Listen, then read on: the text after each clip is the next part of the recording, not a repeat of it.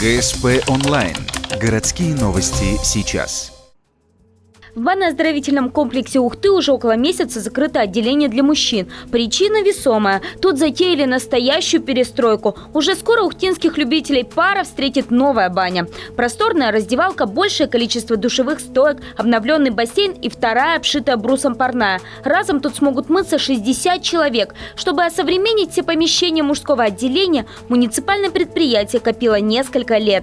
На капитальный ремонт пришлось потратить не меньше 4 миллионов рублей. На данный момент произведена замена всех коммуникаций. Это канализация, водопровод, электричество.